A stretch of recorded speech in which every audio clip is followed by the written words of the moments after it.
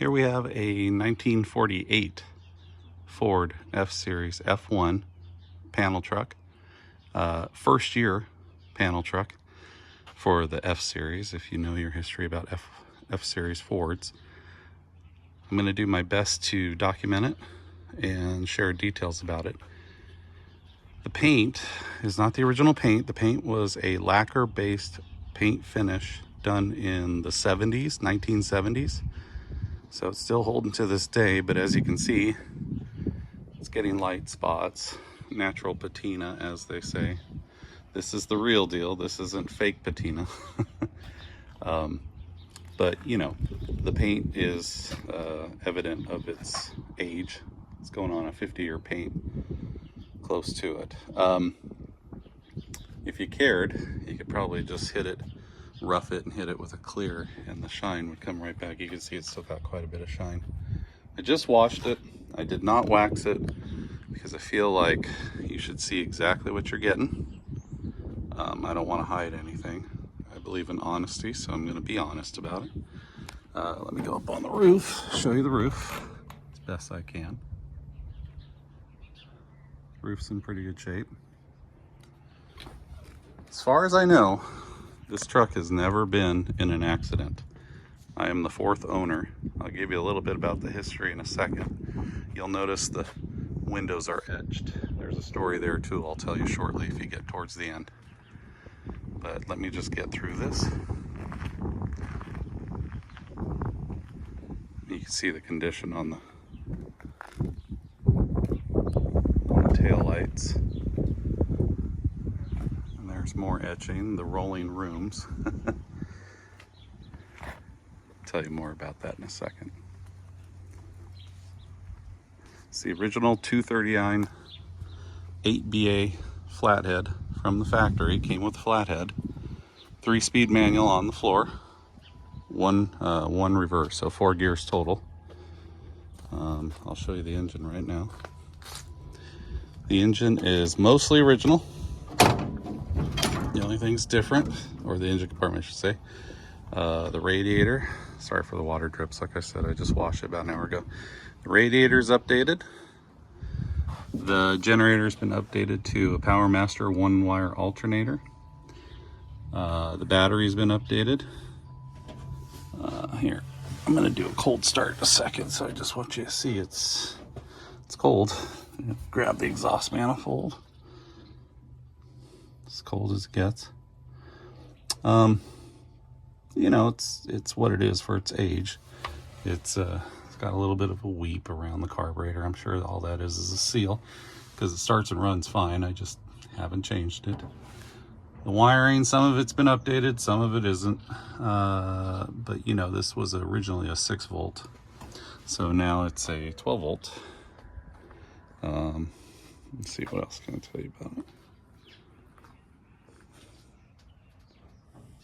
I mean, it's had its maintenance over the years, but it is the original block. I just recently changed the oil. I changed the trans fluid too. Headlights work, taillights work. I'll show you that in a second. Turn signal does not currently work. I was in the process of figuring it out. The brake switch is good. I just put a brand new brake system on it. So it's got brand new lines, brand new wheel cylinders, brand new master cylinder, rebuilt. But the original brake switch, it works. It's just the wiring to the switches does not work. The turn signals, front left works. So I know it's getting a signal, but I think it's related to the brake wiring situation is why the signals do not currently work. So now let me show you the interior. I'm going to crawl under the underside too, so you can see how the chassis is. To my knowledge, that's the original gauge assembly. Every gauge works except for the speedometer currently. There's a new speedo cable. It's just not hooked up. I haven't had time to hook it up. The battery charging also does not work because it's looking for 6 volts, but the oil temp, the water temp, and the fuel all work. Brake. Emergency brake still works as it should. I'll show you shortly here. The wipers even still work. Dome light still works. Let me show you around the back. Okay, so these seats, obviously not the original seats. The guy I bought it from put in Toyota Sienna seats, so they're electric. But, you know, I prefer the original bench. I just haven't had time. Again, another thing, I haven't had time. I spend more of my time working on a 1962 Nova than this thing. So hang on, I'll show you the rear. Your window seat, oh, so the glass is all original. All the glass is the original glass. It's unfortunate it's been etched, but it's the original Ford glass. See, I'll show you the emblem. This is the interior. It's pretty stark, as it should be. Panel truck. I do not have the original plates that go across here, here, here, or here. But that's, believe it or not, that's the original wood. You can see the bird's eye in it. The floor is the original floor. But yeah, the interior's stark now. Let me crawl under, show you the chassis, show you how good a shape it's in. Okay, here's the underside of the 1948 Ford F1 panel. You can see the frame is in fantastic shape. No rust, no pits. I mean, it's got surface, but it's a little wet over there, of course, because they all weep and leak. But otherwise, this chassis is in amazing shape. So the story. So this panel truck, I'm the fourth owner of its entire existence. The first owner had it from 1948, 1970s, sometime in there. And then it was purchased by a gentleman named Jack Dewar. Jack Dewar is of oil industry. The truck has been in San Luis Obispo County its entire life, California, the dry part of San Luis Obispo. It's part of the reason why the chassis is in such great shape, the body's in such great shape. Jack, as I understand it, bought it for his son Ken to drive around as a teenager.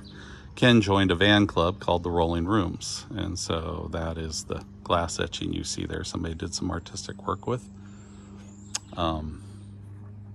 Anyway, so then the panel sat in Dewar's private Ford museum for a couple of decades. That's why it's in such good shape.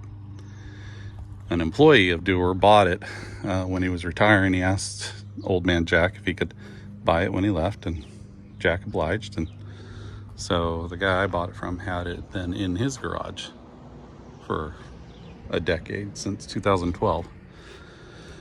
So I bought it about 2 years ago. Thought I would do more with it. I just haven't. I've just got life and everything else in the way, so I'm now offering it for sale. So if you're interested in a beautiful panel, it's going to be your opportunity. That shifter and shift knob extension is for a Porsche 917, if you can believe it. Oh, I should show you the inside of the glove box too. It's got the original plate. I don't know if you can see it because of the sun glare, but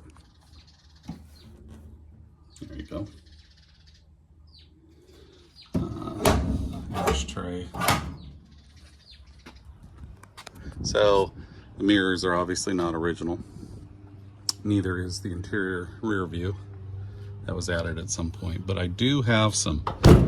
They are not original, but I do have some rear view mirrors that mount on here. They're round in shape. They're like the OEM. So okay, let's start it up so you can see what's going on here. Let me grab my key.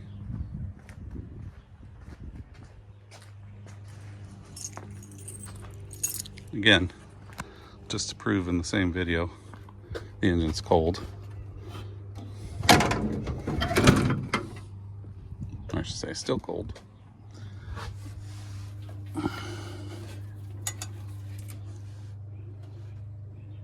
You see my thumb's actually on the head. And then let me grab the exhaust manifold so you can see it's ice cold.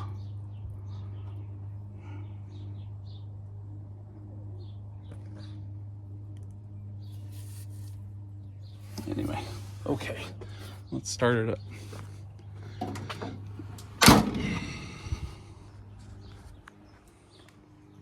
Choke works, but it's kind of a warm day, so I'm gonna as a test for myself, I'm gonna even see if it starts without the choke.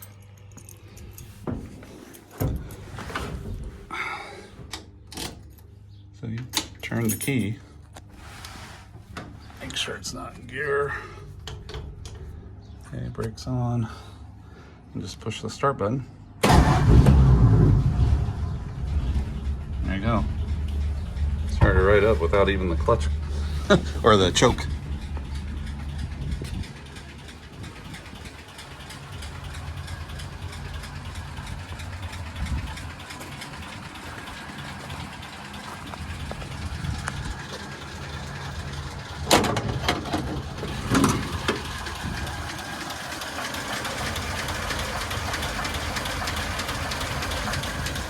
Not much to it, but she runs.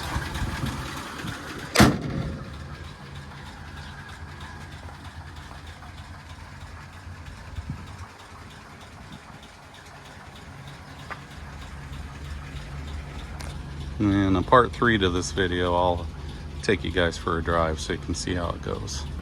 But before I end this one, let me show you. Even the windshield wiper works. Headlights.